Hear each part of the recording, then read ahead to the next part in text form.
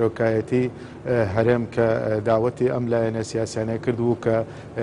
ئەو لایەنە سیاسیانە کە پێشتر کە بەشداری کۆمنەوەکانی پێنج لایەنەکانیان نەکردو بە تایبەتی ئەو لایەنە کە لە پەرلەمان و لە دەرەوەی پەرلەمانیش کە بەشداری کۆبنەوەی ئەمڕۆ کۆبنەوە کە لەو کۆبنەوە کەشتە کە وا دیارە دیسان باسی پرسی سەرۆکایەتی هەرێمە و کە باسی کۆمنەوەکانی پێنج قۆڵەکەی ڕابردوو کراوە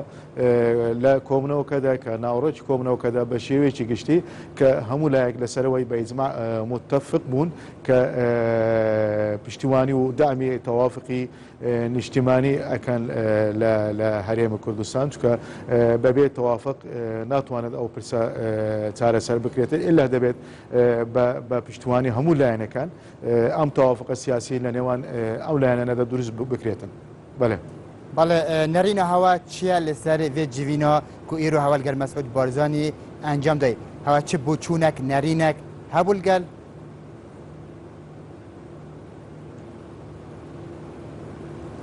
ئەو لە کۆبنەوەکەدا کە زیاتر باسی لەوە کرا کە هەموو لایەنەکان کە بەشدار بووە لایەنەکانی سیاسی لەم کۆبنەوەدا کە وتم کە دەبێت ئەم کێشەیە بە تەوافقی سیاسی بکرێت لە عینی کاتیشدا کە ئەو لایەنانە کە بەشداریان نەکرد لەم کۆبنەوەی پێنج قۆلەکە لەوێژ دیار بوو بۆ چوون و تێبینی خۆیان هەبوو لەسەر ئەم کۆبنەوە بەڵام لێرە گرنگترین ئەوە لەو کۆبنەوەی دەکە سەرۆکایەتی هەرێم کە لەوێن لە باسی ئەوەی کرد کە بەڕێز سەرۆکی هەرێم باسی لەوەی کرد کە ئێمە لەمە و دواوە کە بەتەنها یعنی بەتەنها لەگەر ئەم پێنج لایەنە کۆ نابینەوە ئیلا دەبێت بە بەشداری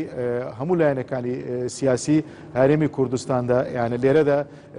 حەزبی بچووک و گەورە نییە دەبێت بە بەشداری هەموو لایەنە سیاسەکان لە ناو پەرلەمان و لە دەرەوەی پەرلەمانیشدا زۆر تاکیدی لەسەر ئەوەی کردەوە کە دەبێت ئەم سازانە دروست بکرێت بۆ ئەوەی تەوافقەکی یەکجارەکی بۆ هەموو لایەنە سیاسەکان کە بۆ هەرێمی کوردستانیش گرنگە لەو مەرحەلەیەدا کە یەک لە مەسەلە گرنگەکان ئەوە بوو کە دیارە کە لەو پرۆسەی بابەتی سەرۆکایەتی هەرێمدا دەبێت هەموو لایەنەکانیش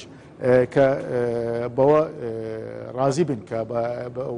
بەو وەزع ئێستا کە هەیە کە لە پێش چاو بگیرێتن کە بەرەو تەوافق بڕوات و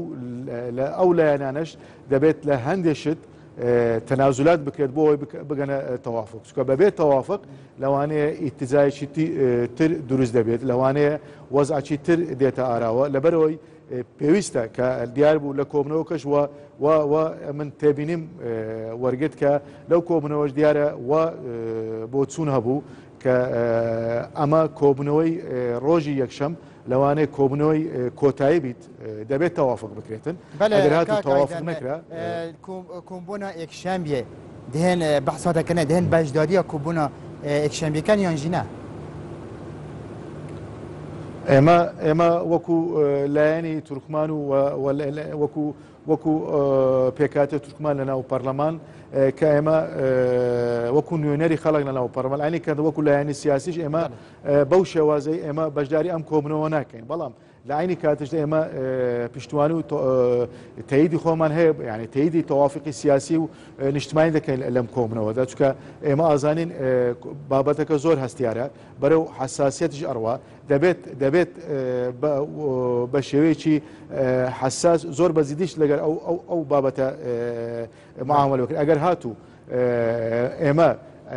کە لە کۆبنەوەی ڕابردوو بەو شێوازەی کە بەو شێوازە وەکو نوێنەر تەحدیدکردن هەبوو کە وایەت تحدیدیان کردبوو ئەمە مقاطعی کۆبنەوەمان کرد ئەهاتوو بەو شێوازەی کۆبنەوە یەکشەمیش ئەگەر هاتوو بەو شێوازە بوو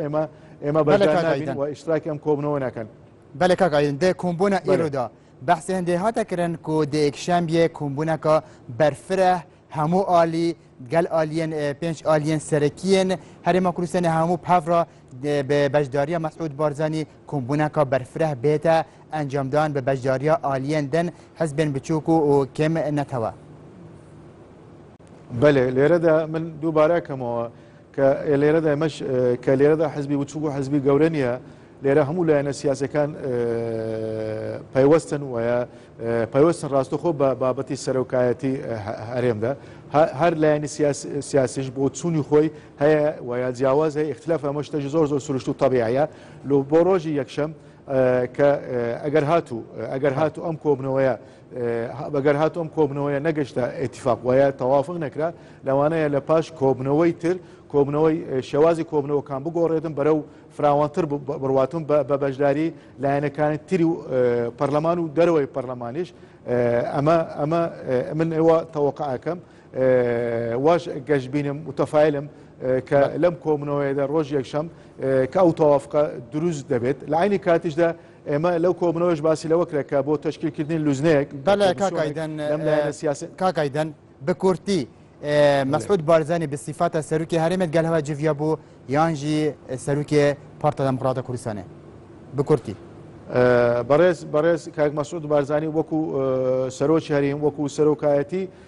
هەرێم کە ئێمەیان داوات کردو ئێمەش بەو سیفەتەش کە چون بۆ کۆبنەوەیە بەڵێ زۆر سپاس بۆ ئایدن معروف سەرروکێ بەرە تورکمانی